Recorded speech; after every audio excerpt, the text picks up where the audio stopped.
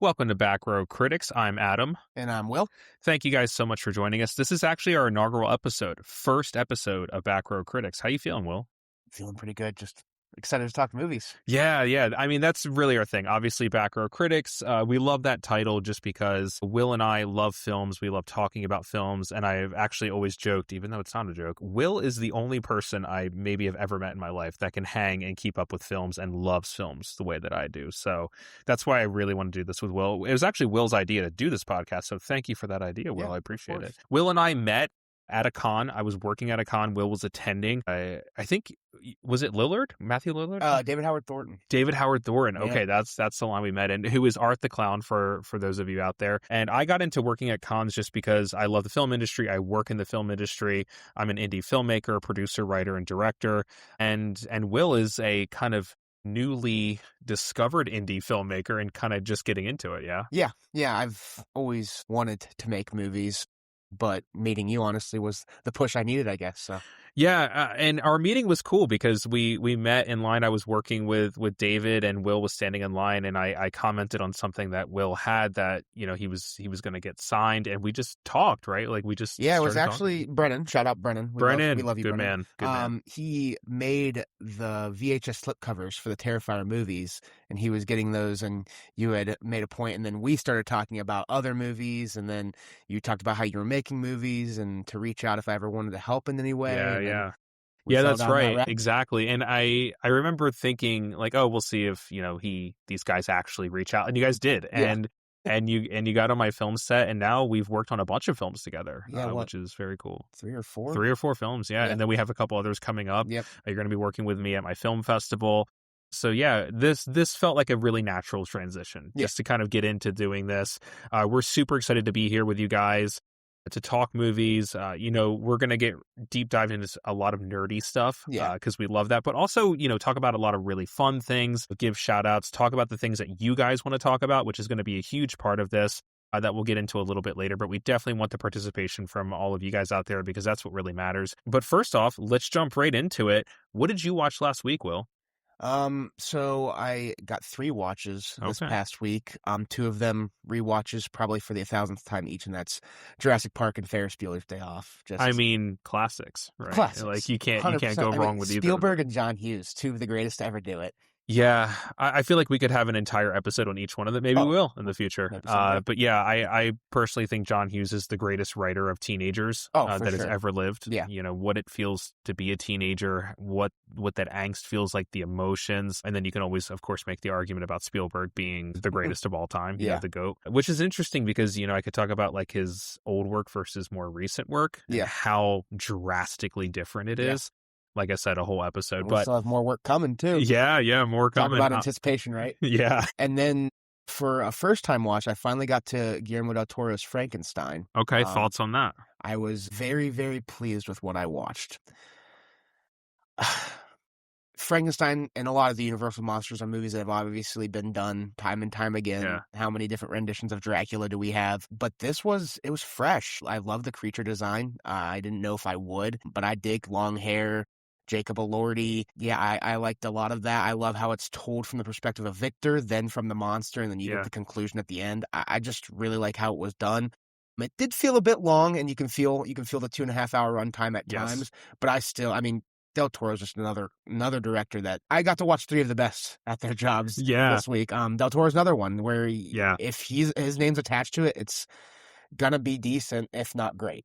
Yeah, it's interesting to me because I know a lot of people that view him as a very divisive filmmaker because he's extremely stylized, right? Like his production design is incredible. His costume design, his hair and makeup, like he really puts the work into those fields that I feel like a lot of other directors might kind of dismiss more, but that's some of his biggest, you know, kind of focus. And, you know, just talking about the creature design, you know, like Elordi looks incredible. Oh, yeah. He just visually looks incredible. The production design is incredible. You know, you start to get into a little bit of those moments where you're just like, what is real in this and what is CG in this? But I know he talked about having as much practical in this film as possible. And a lot of those moments where you see like the fire in particular, like you feel that fire and it feels really incredible. So really gorgeous set design, production design. And Elordi that guy's skyrocketing right now Yeah, yes. because he's in like everything Yeah. basically right now. And that kind of gets into the films that I watched last week. First and foremost, I watched Wuthering Heights. So that was really interesting because I know the story and I didn't know how they were going to portray it because I don't know if you've read Wuthering or if you've seen any of the other films, but it's kind of a miserable story. Yeah. Everybody's miserable and cruel and like there's like nobody that's nice, I guess if you will. There's a couple of nice characters, but Emerald Fennell's portrayal is really dark Yeah. in this film. It's very, very dark.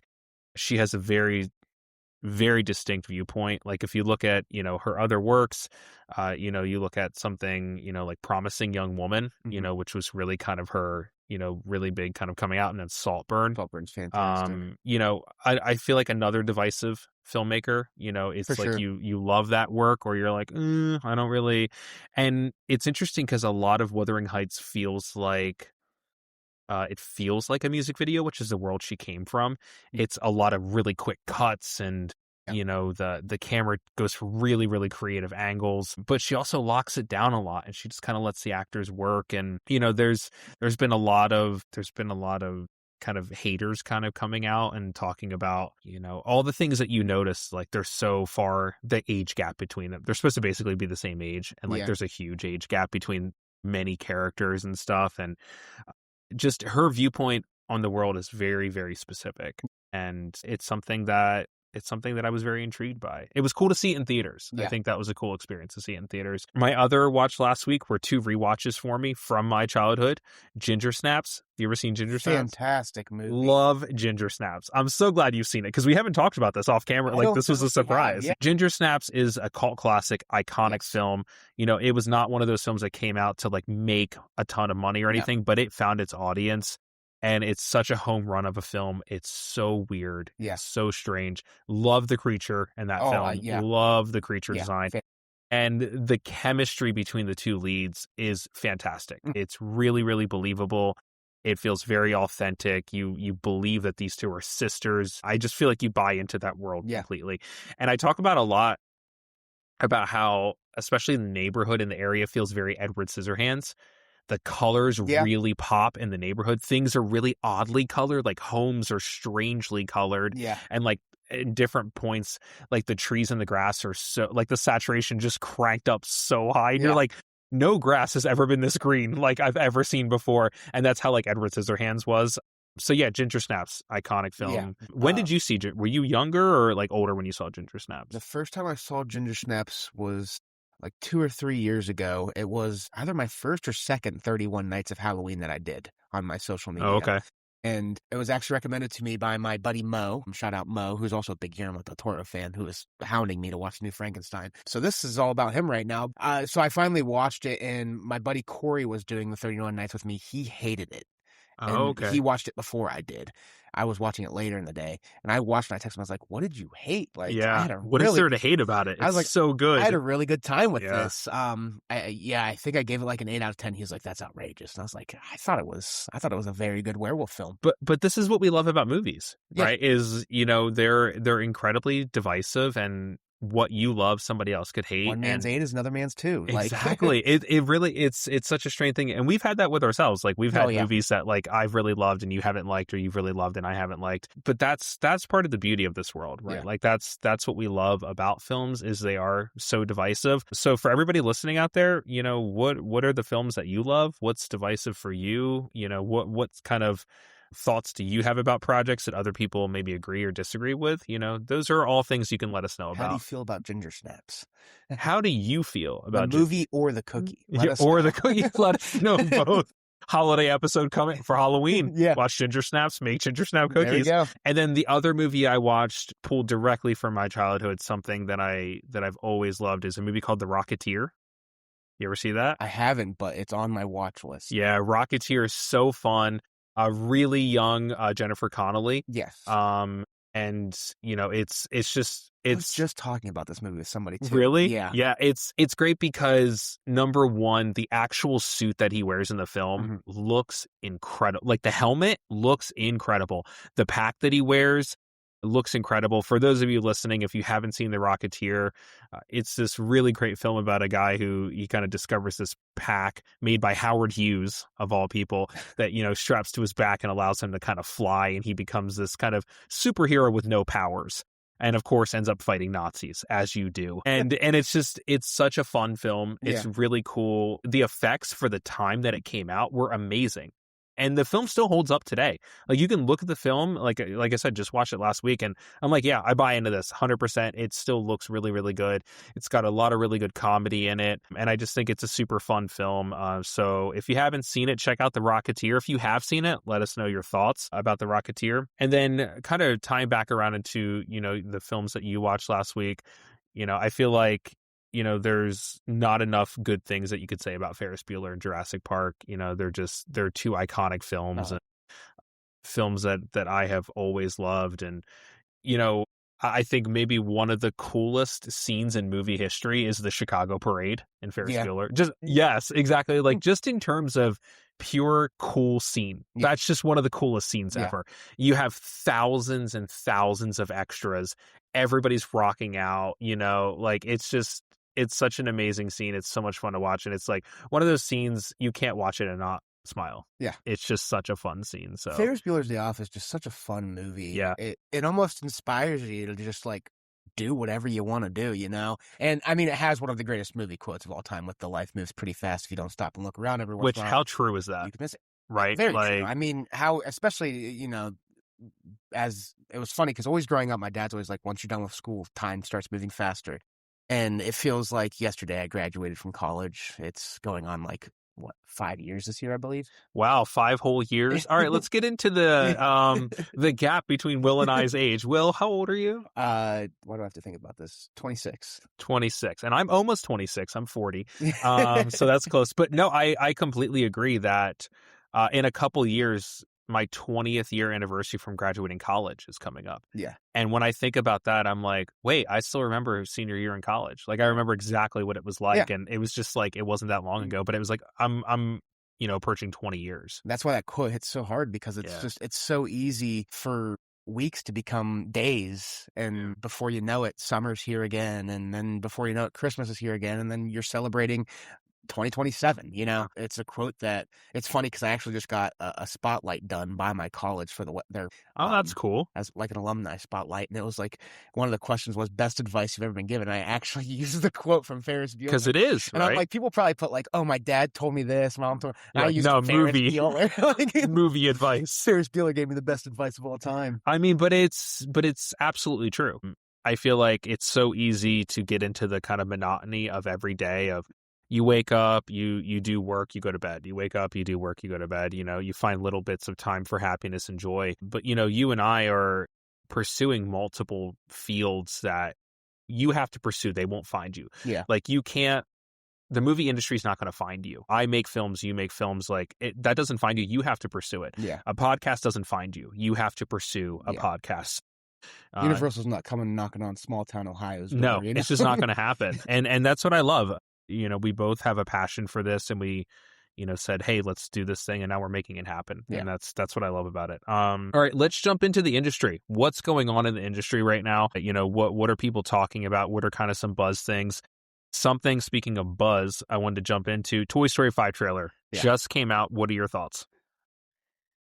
I mean, I don't think we need a 5th Toy Story. Thank you. I was wondering if we were going to be on opposite sides of this. Whether there's a trailer or not, I'm under the impression, like, do we need this? The answer is no, we don't. We don't. Now, I adore the Toy Story movies. I do too, 100%. Especially 1 and 2. Yes. I know a lot of people love 3. I think 3's fine. I think 4's fine. 1 and 2 are the two that definitely hit me the hardest. 100%. And that's a really interesting thing, because I hear people now, I don't know if it's the cool thing, I'm doing air quotes, cool thing to say that Toy Story 3 is the best one, but I've heard a lot of people say that, and it's just factually not. It's not. Right? Like, the first one, for me, the first one will always be number 1 because it's so iconic. Yeah. The second one is one of the best sequels ever to, like, not even an animated film, just period. One of the best sequels ever. For me, the third one I think is good. The ending of the third one is phenomenal. Yes, the ending just grabs a hold of your heart. Mm-hmm. It grabs a hold of your heart. The fourth one, there's nothing wrong with it, right? No. It's fine. Yeah. There's nothing. It's cute. It's funny. It has cool moments. I saw it in theaters and I went, cool, that's fun. Yeah. Yeah, there's nothing And that's probably what we're going to get from with this the fifth one, I don't right? think they're going to make a bad movie. Yeah. It's just, I don't know. And Are we done yet? Right? That's Like what it is. And then obviously it's dipping into the technology side, which is a very, very relevant topic. Yeah. Obviously, like kids are ditching toys for iPads. Yeah. Could never be me when I parent. I will not let that happen. Yeah. My kid's gonna go outside and toss a baseball up and hit it to Yeah. itself. Like, but yeah, I just don't think it needs Yeah. to be there. But I'm probably gonna go see it. Like it's Yeah, I mean, I'm definitely going to see it, and I'm expecting it to be good. Yeah. I'm not expecting it to be bad at all, but we are absolutely in the territory of the why now. Yeah. Like, why is this movie? And I get that the excuse is AI, right? Like tech and AI, and that's why this exists. And the Toy Story franchise is about physical toys, and now AI and technology is dominating everything, and the screen is dominating everything, which I get, but we've gotten amazing films in this franchise. And I also believe that it's absolutely run its course. Yeah. And we can just kind of stop now. We can kind of put it to bed. I don't want to be having this conversation with you about, Will, what did you think of Toy Story 7? Like, I just, like, don't make it the Scream franchise. Like, just stop. Know when to stop. The thing with that, too, that's funny about that is, like, there's a lot of people that are in that boat. Like, oh, do we need a movie like this? I'm very by the case with it. I don't think we need a fifth Toy Story, but I'll take 150 Halloween movies. Is that yeah. critical of me? No.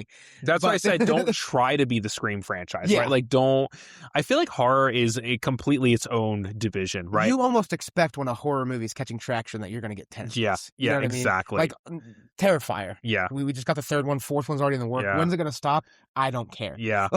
Yeah, I can simultaneously think this. I think there's a real division between this should stop versus like this could stop. Like, should we stop this? I don't know, probably.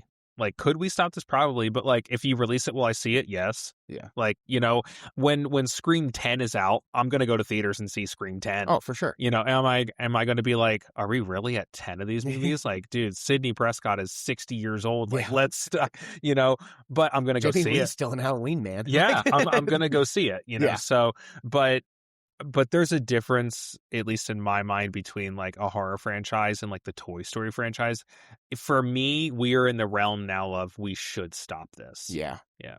And it's not like Pixar's, I mean, I guess a few of the movies I haven't loved that have come out recently, but they've made some good new ones too. Yeah. So I don't think it's like a lack of creativity. Yeah. It's definitely about the money. Everybody's going to go see a Toy Story. It's all about the money. It's gonna. All right. Let's do quick off the cuff prediction. How much money is Toy Story 5 going to make? I guess easiest way is under over $1 billion. Ooh, I don't know if it will hit $1 billion, but I think it could come close. We'll see what the prediction. It's not going to flop. I'll tell you that. Yeah, we'll come back to it later. I'm going to say 750 million. Probably I would probably land in that range. Yeah, in that range, right? 700, 800. Yeah. Yeah. I think we are getting. I think it definitely makes over $500 million. Yeah. I think we crossed 500 pretty smoothly. But, we have these movies recently. You think about like a Superman, right? Yeah. Everybody said, well, this is obviously going to make over $1 billion. And on the initial, like, at least domestic run, like, it didn't. It didn't make, it made like 600 million or something like that, 700 million. And people were like, oh, is this a flop? And it's like, crazy. $700 million? Like, is this a flop? Like, what are we talking about here? But, there is that real fatigue thing, like superhero fatigue. Yeah. Are we going to see, do you think that we are going to hit a Toy Story fatigue? An animated fatigue? I'm going to say no, because even as the decision maker in a household going to see the movie and deciding what you're going to see, animated movies are going to be seen by families because it's just an easy thing to keep the kids. You have the locked-in family. Yeah. So it's just, kids can't make decisions like that. A kid's not going to be like, well, it's the fifth one. Why would I want to go see it? You're not going to have an 8-year-old going, a Toy Story 5, do I want to see that? A kid just sees Forky in a new way and is like, and Okay, I'm knife in. and Yeah. whoever they're And the marrying. parents are like, this is an easy thing. I'm Yeah. just going to take my kids to this. Exactly. And the industry cashes in because it's not a one size fits all. You have to buy an individual ticket for everybody. Yeah. So, it's a home run for the And so industry. that's why it definitely won't bomb, and it's gonna make money. Yeah. Because So we're both going to say around the 750. I would say, yeah. All right, we'll Yeah. check back in to see how close. For those of you listening, chime in with your thoughts and responses. We know this is episode 1, so we got to catch an audience. But if you ever come back and listen to like, hey, Back Row Critics is on their 50th or 100th episode. What was episode 1 like? What did you think about Toy Story 5? And, how much money did you think it was going to make? Let us know. Let's get into what's streaming right now. Like, what are the big things going on right now in streaming? You want to talk about minutes watched currently on Hollywood Reporter. The most updated is Stranger Things has 1.6 million minutes of being watched. Stranger Things just came out with its final season. Did you watch it? Yeah. I finished it. Who wants to go first with their thoughts? Do you want to go first? You go first. You want me to go first? All right, I'll take it away. I'm going to be very generous. Okay. With the final season, I'm going to say, do you want to go out of 10 or out of 100? Let's or go like 10. a score? Out of 10? I like a 10-point scale. 10-point scale, I give the last season overall maybe a 3. Really? Yeah. Yeah. I mean, it was, and I'm not a bandwagon guy. I don't say the same things everybody else does. I come up with my own. I was incredibly bored with the last season. Interesting. I think that they could have done it in 3 or 4 episodes. Yeah. They were stretching storylines out. Things were going nowhere. They were focusing on characters I frankly did not care about. The little sister is fine because we've established her and everything. All the other kids, the little kids that he takes and all that, I don't care about any of that. There was all these just like, I feel like red herrings and trapdoors and, oh, it's this thing. Oh, no, it's not. Oh, it's this thing. Oh, no, it's not. And like, let's get to the origins of Vecna and why is he scared to go here and do that. And then the final showdown with Vecna was so underwhelming for me. The giant creature walking it felt so CG to me. It felt so green screened. And I know it was, but like I actually felt it. The final confrontation with Vecna it really kind of meant nothing to me. Nobody really got hurt. Spoiler alert. My biggest thing was I was like, when this show ends, you got to take some of them down. I know they're kids. They're all like adults now. Who's going to die? Who's not going to make it? You have this big bad who's trying to like literally end the world and everybody makes it out completely unscathed. Like when it finishes and they've finally defeated the big bad, they literally have like little cuts on their cheeks. Like, I'm like, are you kidding me? And then the only thing, and I'm not going to say that saved the season for me because the season was not saved. The only thing I actually enjoyed was the time hop at the end. Yeah. Like I liked, especially seeing like Nancy and Steve and that like on the roof. Like I liked that. Jonathan. That was cool. I love the enjoyed speech that. Dustin gives. Yeah, I liked the time hop. Yeah. I thought it was cool. It was nice to kind of see what people are doing. It made me happy to kind of see Will get his, being more comfortable with himself. But his coming out speech, I did not connect with at all. That was really hard for me. And before any of you out there are like, oh, you didn't connect with it because you're, X, Y, and Z. I'm a queer guy, so I don't want to hear any of that. I just didn't connect with that coming out speech at all. It was a lot of letdown for me and very, very little payoff. Yeah. Season by season, what would you rate them? 5 is dead last. The worst season. Season 3 is the best season for me. Okay. Battle at Starcourt. Yeah. Like that. The entire arc with Billy, I loved. Season as well. Season 3, I think, is Mount Everest of the show. I think it's peak. The whole build-up, the battle at Starcourt at the end, I felt the stakes there. Like, I was like, oh, somebody's going to die. Like, it's, and you're waiting for Elle to get her power. Oh, well, clearly her powers are going to come back, and they don't. And she's about to get killed, and Billy steps in, so he has that little bit of redemption at the end, tells them to go. Hopper, like, basically saying that, like, it's okay, and he gets obliterated. Like, you feel the stakes, and looking back, it's like, if you would have ended it there, because they were trying to tell you before they went to the kind of cut at the end, like It felt like they defeated the big bad. Yeah. It felt like, there was loss of life. If you felt the gravity of the situation, Yeah. you could have ended it season 3. And I would say, it's like maybe you could argue a top 10 show of all time. I think season 4 drug it down and season 5 just kind of burned it down.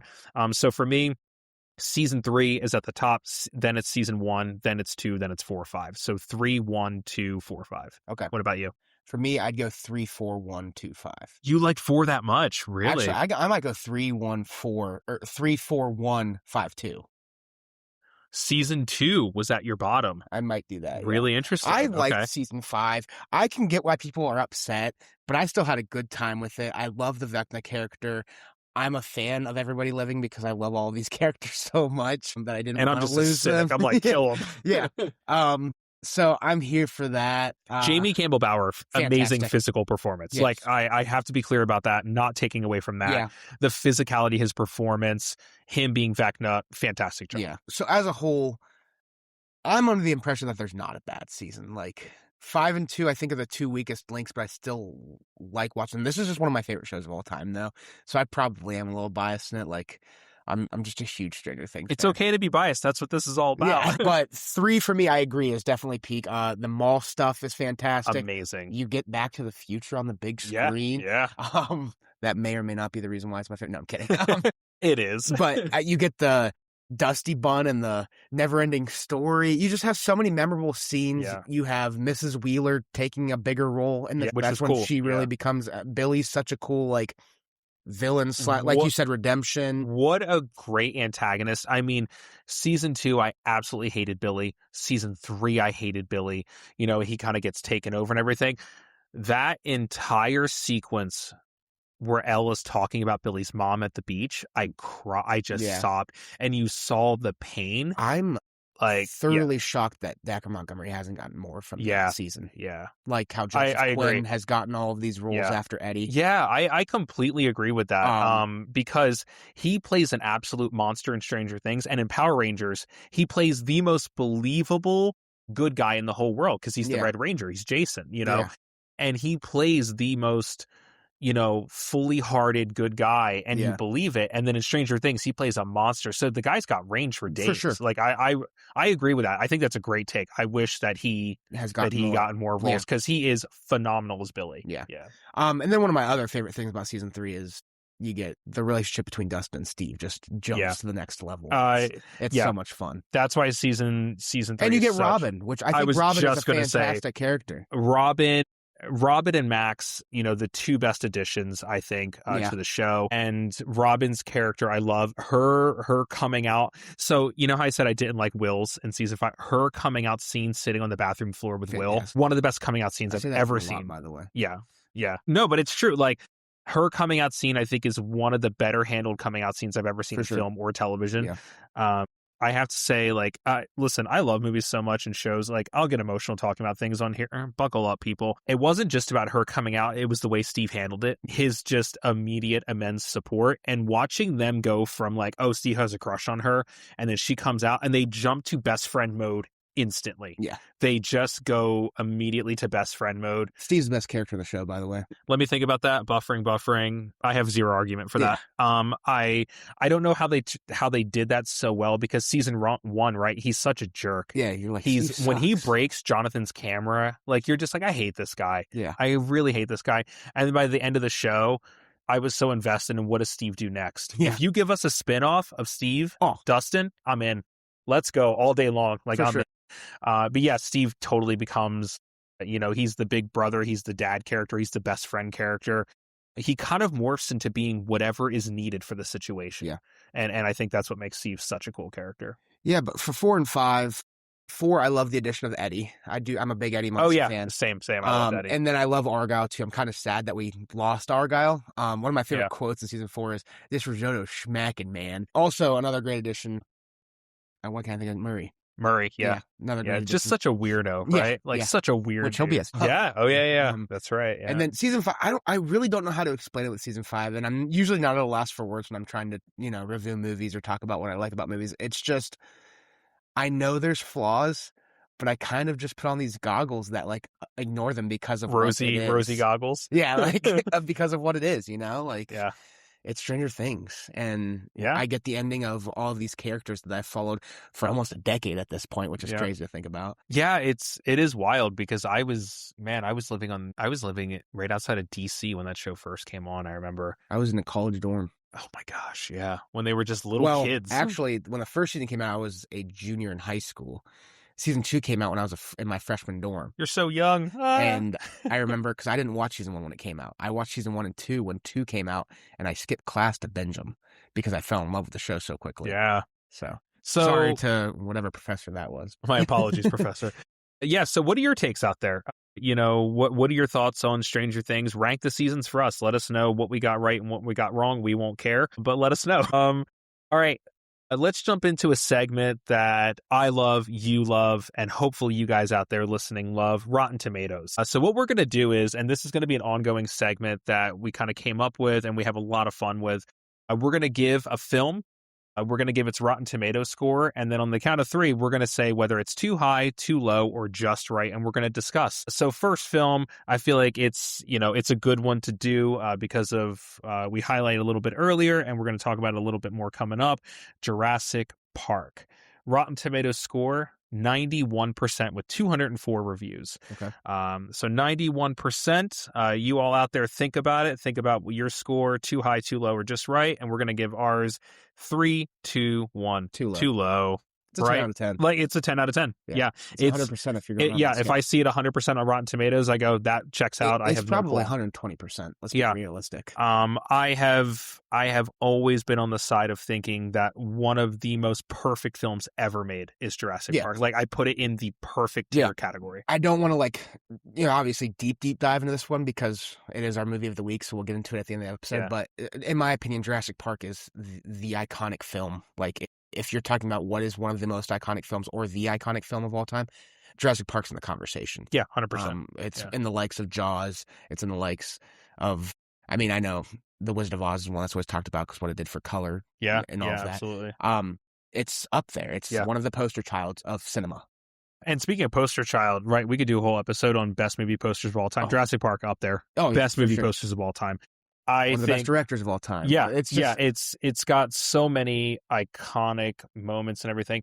And something that I love about Jurassic Park 2 is, and I don't think people talk about this enough, is, you have like Sam Jackson, you have Laura Dern, you have these Sam Neill, these good actors and stuff.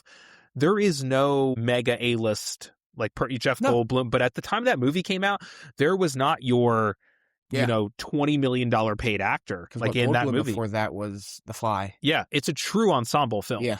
And the way everybody works together to bring that story to life, the changes they made from the book to the film were great changes. The moments you get, and I will die on the hill of dinosaurs have never looked better. No. The best I've ever seen dinosaurs ever look on film is the first Jurassic Park. Yeah. Yeah. So I don't think all the advancements in technology in the world can change what that movie did. So yeah, obviously we think Jurassic Park is too low. Even at 91%, you can be too low.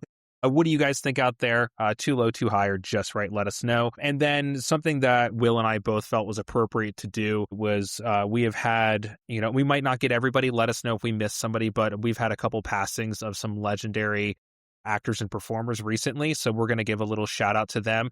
We're going to start with Robert Duvall.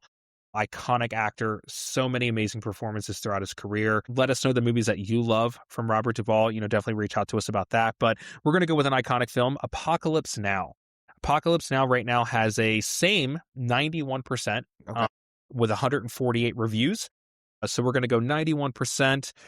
Too high, too low, or just right in 3, 2, 1. Just right. I think just right. So what do you think it should be? What do you think? This is another one that I'm on the fence on. I think on Letterboxd I have it at a 4.5 out of 5, so which would be a 9 out of 10, 90%. Yeah. So I probably should have said just right, but it's a movie that I go back and forth on. Should I give it a 9 out of 10? Yeah. It's one of, in my opinion, the most beautiful movies ever shot, cinematography wise. Yeah. It's got iconic performances from Brando, Sheen, Duvall. It's got a loaded cast. And in my opinion, I would say if you are to argue that this is the greatest war film ever made, I don't think you're going to hear an argument from me. Yeah, it is, I would put it in the category of inspired filmmaking. Yeah. Coppola had so many limitations, so many strains, budget and availability and locations, just so when you have a director that has every problem you could possibly imagine and still produces Apocalypse Now, hats off.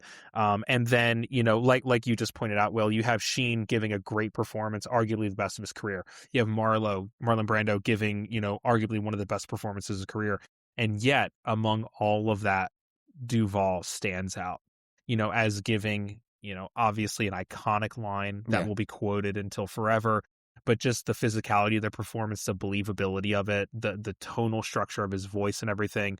I think Duvall just really kind of stands out as, we talk about Jurassic Park being an ensemble. This is a film of legends, right? And Duvall is able to stand out because he's so good in the film. Yeah. Yeah. So a shout out to Robert Duvall, iconic actor. You will be missed. And then we're going to do another one with an actor who passed, James Van Der Beek, just recently passed. So we're gonna look at Varsity Blues, which is a movie that was an absolute pinpoint in my childhood. Loved Varsity Blues. But Varsity Blues is on Rotten Tomatoes with a 46%. 57 reviews, a 46%. Do we even need to count? Yeah, I think this one's going to be a little straightforward.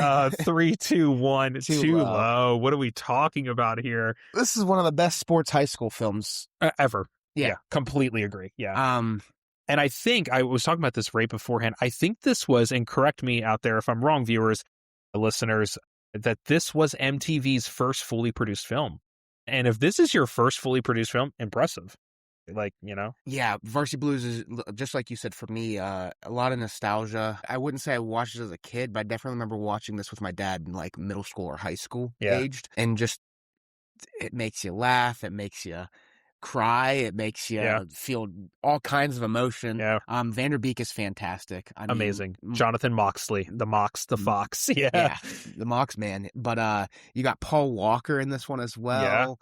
John Voight. So you have some John Voight, incredible. There was, I don't know if you know that there was a whole campaign about John Voight should have gotten an Oscar consideration for his performance. I mean, he is a monster in this movie, and you believe every single second of him on screen. Especially the very end, his actual breakdown when he tries to, spoiler alert, he tries to attack James Van Der Beek's character, and the way the players are looking at him, and the way that he won't make eye contact with them, and he's kind of looking around down, and he's like, all right, let's go. Follow me, believe in me. And then he walks out by himself and just walks down that hall by him. I mean, I get chills thinking about that performance. He's amazing in the film. Yeah. And then I also love a lot of the sport, Amy Smart and Ali Larter. I think are both fantastic in this movie. What's his name? Scott Conn? James Con's son, Scott Conn. He's Tweeter in the film. Tweeter's fantastic. Billy Bob, so good. Billy Bob is iconic. Will you go to prom with me? Miss Davis, will you go to prom with me? That's a crazy scene. But I love Varsity Blues. I think this is one of those examples of, quote unquote critics, which is what we call ourselves, maybe a little bit too high on their horse and you're looking down at a movie like this, and you're not looking at it what it actually is and what it's trying to say. It was trying to speak to a generation of people in high school, which was me at the time this movie came out. So I feel like, I had, the year I was born. I had that direct connection of when I watched this movie, I went, I know that character. I know that character. Oh yeah, that's how football games are. It felt real. It felt believable. It depicted characters, I think, in an actual really realistic way. And I love Varsity Blues. Fantastic film. It's a sports movie that I will continue to rewatch. I'm actually really, really bummed out because James Van Der Beek was at Steel City Con last year, I believe. Yeah. And it was a con with a lot of heavy hitters.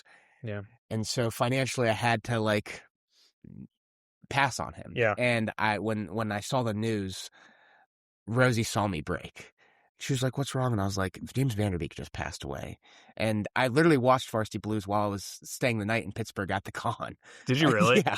That's just how much I love that movie. It's so good. And so there's one of my regrets in con history. But I grew up.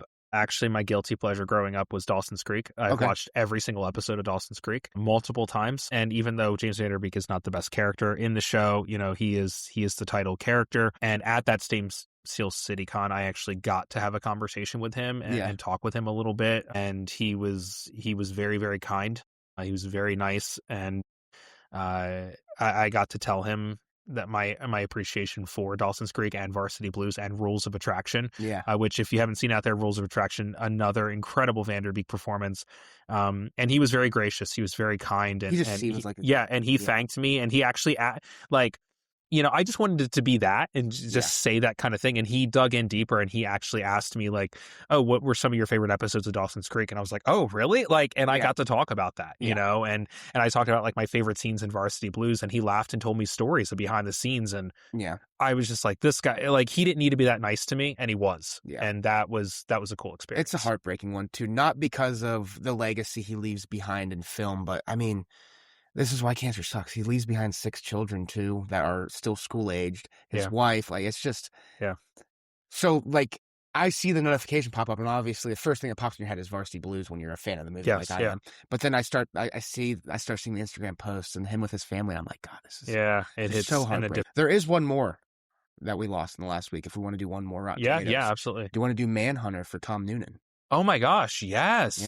Nice pull. Yeah. Very cool. Yeah. Tom Noonan, Manhunter. Another one, real quick, super fast sidebar, I want to say, for him, Last Action Hero. Yeah. He's the Ripper. I think it's the Ripper, his character in Last Action Hero. He's really, really good. Wow, great pull. Yeah, Manhunter. What? You want to pull it up on Tomatoes?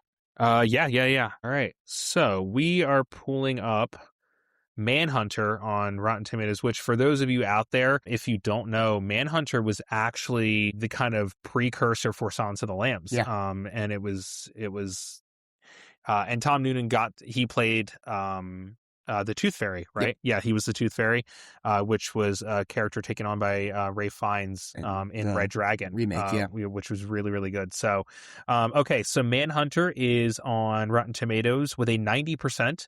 52 reviews, and we're gonna go ahead and rank that in 3, 2, 1. Just right. Yeah, I mean, it's 9 out of 10. 9 out of 10 film. Yeah. Manhunter, I think, not talked about enough. Absolutely not talked about. Man, this is such a good pool. Thank you for this. Not talked about. It is so dark. It's so intense. It's so serious. Red Dragon has more levity to it. I think, as dark as Silence of the Lambs is, it has a little bit more levity to it, a little bit more kind of interesting moments. Manhunter is very, very dark. Yeah. And I'm actually a fan of Red Dragon. I really like Red Dragon a lot. Yeah. I think it's one of the better kind of redone, if you will, movies, but Manhunter is intense. And I think there's a lot about Manhunter that went, kind of under the radar. Brian Cox is a great Lecter. Yeah. Is a really good Hannibal Lecter. William Peterson is a really good Will Graham. I agree. But I do think Tom Noonan stands out as a Tooth Fairy as being terrifying. For sure. Yeah. I think the thing what gets overshadowed with this movie is when you're choosing between Manhunter and Red Dragon has Edward Norton as Will Graham. It has Anthony Hopkins as Hannibal, which we all know and love from obviously Hannibal and Silence of the Lambs. And then you get Ralph Fiennes, who is fantastic. Incredible performance. Who also plays a fantastic Tooth Fairy. Yeah. So I think they're on the same level of each other. It's hard for me to pick which one I like more, honestly. Yeah. Oh, for sure. But Manhunter, I feel like kind of gets lost because it's easier to watch Red Dragon after watching Silence of the Lambs and Hannibal. Because it kind of fits that trilogy type of mold. And you have more of the connection with Hopkins being in both. Yeah. But everything you said is spot on. I think Brian Cox is a very overlooked, very good Hannibal Lecter, especially in Manhunter. And then I love Peterson. And then, Tom Noonan. He's scary. Yeah, he's terrifying in the film. I feel like Manhunter, like you said, how it's dark. It is Michael Mann. Michael Mann, I mean, he's probably the best director to touch a Hannibal. Well, Ridley Scott did Hannibal, which is funny because that's probably the worst of the 4 we're talking about. It is, for sure. I don't know why I said probably. It definitely is. It is, but, we won't talk about Hannibal Rising. Oh, my God. But Manhunter feels more like a horror movie than any other. I think that's a really good description. Manhunter absolutely feels like Silence of the Lambs. It's like it's considered the only horror movie to win Best Picture, but it's still at the same time as more of a thriller to me. It's a drama thriller. But like Manhunter, I think that's a great take. Is that Manhunter feels like a horror film? 100%. So shout out to Tom Noonan. Incredible career, great performances. What do you guys think out there? What do you think of, Jurassic Park, Apocalypse Now, Varsity Blues, Manhunter? Did we get it right? Did we get it wrong? We don't care, but let us know. Speaking of Frankenstein, Tom Noonan's Frankenstein and Monsters. Oh, yeah. Man. Guy did a lot. Underrated career for Yeah, sure. a lot of really, really good work. All right, we're jumping in now to a segment that we're going to have a lot of fun with, which is our hot take of the week. We're going to hit you with some things, and we are expecting you not to agree with us. So, hot take of the week, Will, take it Want away. me to start? Yeah. All right. We were talking a little bit about horror, so let's stick with that. I'm gonna say Halloween Resurrection is better than Halloween H2O. I got really quiet. Yeah. Sorry about the silence. There is nothing wrong with wherever you were getting your podcast. That was me just staring at Will. That's why they're called hot takes, right? Yeah. Because they have the opportunity to be completely wrong. Wow. So which one would you rather rewatch? You're telling me you'd rather rewatch H2O. Okay. Every day of the week. I think H2O is incredibly overrated. I think that Resurrection is rightfully underrated. All right, Resurrection is not great. Yeah, I'm just saying I'd rather watch it than H2O. Okay, so that's important to get into. Like, you're not saying Resurrection is great. You're just saying H2O is under it. I'm just saying. So what do you give Resurrection versus H2O in terms of scores? I'd probably give them both 5s, but if I'm if you had to rewatching pick, one, I'd probably watch Trick or Treat, motherfucker. Oh my gosh. Then watch Michelle Williams' bad eyebrows and the CGI mask. Yeah, no, I get that. I also hate that it's like not Haddonfield, like that it's California. Yeah. I think what I liked about H2O was I like the anniversary aspect. I love Jamie Lee coming back for the first time as Laurie Strode since like 2. 2018 did it way better. I mean, I don't think there's any argument with that. So we're on the same page with that. 2018 did it so much better. That was way better than 2020. Yeah. And where I can absolutely see a point is that I've actually always really disliked the lore that they invented just off the cuff that she's the sister to him. I don't, and H2O stays with that, but I just enjoy more about H2O. I think I like Laurie hunting him. I really like that aspect. I think what lost me with Resurrection is because Jamie Lee Curtis just wanted to be done. Yeah. The way she goes down in the beginning of it, I was lost in the beginning of the film. Like, it just, and everything about Resurrection, like, I wanted those characters to die. I didn't want any of them to live. Like, I wanted all of them to die. Fair, yeah. But yeah, I think for me, it's actually a lot closer than maybe I initially thought. I think it's like a 6 out of 10 and a 5 out of 10. Yeah. Like, it's a lot closer than I thought. Resurrection to me is just more rewatchable. Yeah. But neither of them are good movies. I'm not saying that. Okay, I'm glad you said that part at least. Okay. And then my hot take of the week was this movie, even though it's number 1 in the box office, is getting absolutely trashed, Wuthering Heights. I think it's so much better than people are saying it is. I've seen it's very, very, I haven't seen it yet. It's getting a lot of... It is getting trashed by people. It is getting trashed by, your kind of industry standard critics. It's getting trashed by everybody online. It is absolutely a film that people are saying is not good. It's overhyped. Right now, it currently stands as a 59% on Rotten Tomatoes. So it is getting thoroughly trashed online. Just more fresh. Yeah. And I think it's much, much better than people are giving it credit for.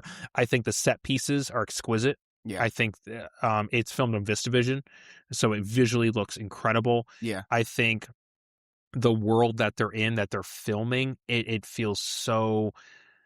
It can feel at moments so grungy and dirty and disgusting and so exquisitely beautiful. Depending on, whether they're on the coast overlooking the ocean or whether they're in the mansions or whether they're in like the broken down homes. The costume work is so beautiful. And I think, you have Jacob Elordi who just can brood all day long and he's believable. And you have Margot Robbie who just knows how to deliver a performance. She just really does. Yeah. She knows how to deliver a fantastic performance. And so, I think it's getting much, much more hate than it should be getting. They make a lot of changes in the film that's different from the story, but I think it's just getting way too much hate. I think people are getting into this kind of thing in the industry now where I feel like you're almost going in ready to hate a film and you're not even giving it a chance. Yeah. And I try to go into every single film, which is kind of a blank slate. Yeah. And when I left Wuthering Heights, I went, "There's nothing wrong with this film. Like, what are people talking about? There's nothing wrong with this film." Yeah. So I think overall, I gave it kind of a B, Yeah. like a kind of a B score, like an 80, Yeah. 80-ish. And I think anything lower than that is you're nitpicking in the wrong Yeah. places. Like, to Yeah. be honest, yeah. Trying to hate. Yeah, you're trying to hate. Yeah. And that's not attractive. Yeah. All right, so let us know your thoughts. What do you all out there think of our hot takes? Halloween Resurrection being superior to H2O, and Wuthering Heights being honestly not that bad of a film. What are your thoughts? Movie of the week. We talked about it. We love it. Let's jump in. Jurassic Park. Like I said, the thing I always go back to is dinosaurs have never looked better on screen. Yeah. Start to finish, opening second to closing second. I'm 100% bought in. It's a fantastic film. It's a 100 out of 100. It's a 10 out of 10. Performances are great. Visuals are great. The environment is great. The dialogue is so good. The intensity, the score. Oh my gosh, what an iconic score. We're getting a 30th movie between these two. Gosh, John Williams, unbelievable. I was having a conversation the other day with, you can have Hans Zimmer and, Bernard Herrmann and all these amazing, composers. John Williams for me is the GOAT. He's the GOAT composer. His work with Spielberg is just, I think, at least from my opinion, completely unmatched. Yeah. And that's not even including his other, like, I think it's completely unmatched. Yeah, exactly. Leave Spielberg, go to Harry Potter, right? Exactly. Like, what are we talking about? Just the best of the best. I think it is, I don't find faults with this film at all, Yeah. It is a perfect film. It's one of my perfect movies. It's a movie that got me into movies. Jurassic Park and Jaws were like the first two movies I can remember watching and making me want to explore what else there is. And then from there, I dove into the rest of the JP franchise. Thankfully, I got to the Jaws franchise later because it's not as fun as the Jurassic Park franchise. Not even remotely as fun. But sharks and dinosaurs, man. I'm just a 6-year-old boy at heart. I mean, that's what we are. That's what movie lovers are. Yeah. We're just all kids, right? Yeah. Like, we're kids. These are dreams that you never forget, right? Yeah. But no, everything you said, it's every aspect of it, from Nedry shutting things down to make more money to Samuel L. Jackson saying, "Hold on to your butts." Dotson, we have Dotson here. Yeah. Nobody cares. Yeah. And it's so good. The dinosaurs, like you said, look fantastic. We get raptors, we get T-Rex, we get Dilophosaurus, which is such a cool scene too with Nedry. And I like that we get the dinosaurs breaking, like, you don't escape the outside and the dinosaurs and you go, okay, we're good now. The scene where they're in the kitchen and they're being hunted by the raptors, the two kids, that's an incredible scene. One of the most iconic scenes I ever. love that scene. And then they go up into the panels in the ceiling and they're crawling through, and like the raptor's like she falls through the panel and she's hanging, and the raptor jumps up to try to bite as they're pulling her up, and then you get the very end where the raptors are about to hunt them and the T-Rex comes. I mean, it's just so many amazing moments. When dinosaurs ruled the earth. Yeah. Calming down as the T-Rex is roaring. So good. And then I love when they get picked up at the end, like, "Mr. Hammond, I've decided not to endorse your park." So have I. Yeah.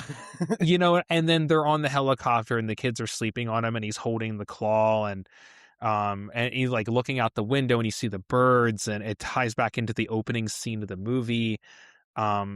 It's so good. And it's cool too because like that's the children sleeping on him is such a cool arc to the film as well, when he because he hates kids.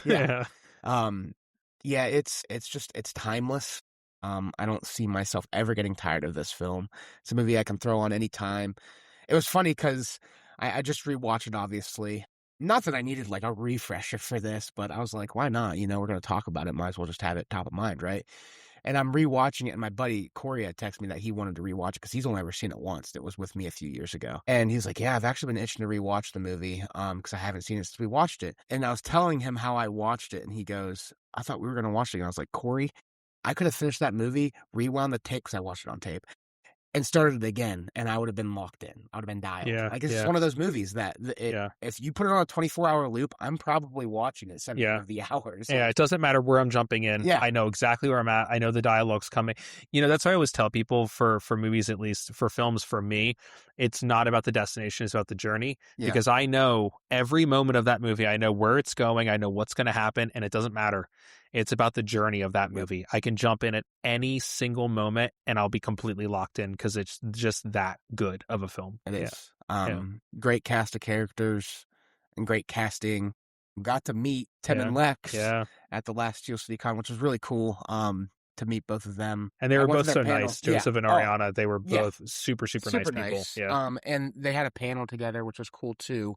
Because they kind of talked about what it was like being a kid on the set of Jurassic Yeah. Park, which was really cool insight. They were talking about how Steven Spielberg Yeah. always just tried to be a kid with them, you know, like play board games. And, Yeah. like, Very stuff John like that. Hughes-like. Yeah. Because John Hughes would hang with all of them and Yep. just hang out with them and try to pick their brains and stuff like that. And Spielberg is very much like the same kind of director. Yeah. And then obviously with Joseph, it was cool talking to him when I went up and got his autograph because he got to work on The Social Network with Fincher. And I always tell people when they ask who my favorite director is, I always say Spielberg or Fincher. So I was like, you got to work with like my two favorite directors. And he's like, haha. Like, and then Gotcha. He's like, but they're fantastic. Yeah. Two completely different styles. Oh my gosh. And that's what he missed. Yeah. Spielberg's just that, fun-loving guy. Yeah. Fincher is locked in. And then Fincher's that guy where like he's better than everybody else at their job. Yeah. That's the whole thing, right? Yeah. Like he can do everybody's job. Yeah. And like you got to be ready to go with him. You got to. He's like, Fincher would go up to the lighting guy and be like, I feel like it should be 3 degrees or 3% less. And the guy would change and be like, yeah, you're right. You're right. And I hate that. Yeah. Yeah, it's just that good of a film. It's just amazing top to bottom, and can't say enough good things. One of the more perfect films ever made, I think. Yeah. If that was Spielberg's only film of his career, you could have him as an all-time legend. Yeah. If that was his only film. So, but then you're like, he has Jaws. Too. Oh my gosh, he has E.T. He has Hook. Like he just has 3 Indiana Jones movies. The 3 best Indiana Jones movies. He just so many incredible Saving Private Ryan. Oh my gosh. Just even his modern stuff. The Fabelmans is one of my favorite modern movies. It's so good. Yeah. I'm very excited for what's coming out this summer with him. Oh yeah, what is it? Day, where like they're letting the whole world know. What's Emily going Blunt on. Yeah, it should be interesting. John Williams and John Williams, that's their 30th movie together. That's so like, wild. That's so cool to me. Like how long they've known each other. Yeah, that's so crazy. But yeah, and we feel like that. I mean, kind of perfect timing. We're at 59 minutes right now, so not bad, right? Yeah. But this is this is our first episode. We thank you guys for listening. Let us know what should be the recommendations for movie of the week. Feel free to comment, tell us what we should watch. Hopefully you guys can give us some recommendations that neither one of us have seen. That would be really cool. Yeah. But we are here to listen to your thoughts. So hit us with your Rotten Tomato rankings. Hit us with the movies that you love, your hot takes. What do you want us to listen to? We're here to connect with you guys and hopefully just have a good time and entertain you guys with art and stories. But, thank you guys for joining us. Episode 1 of Back Row Critics. I'm Adam. I'm Will. And we'll talk to you guys later.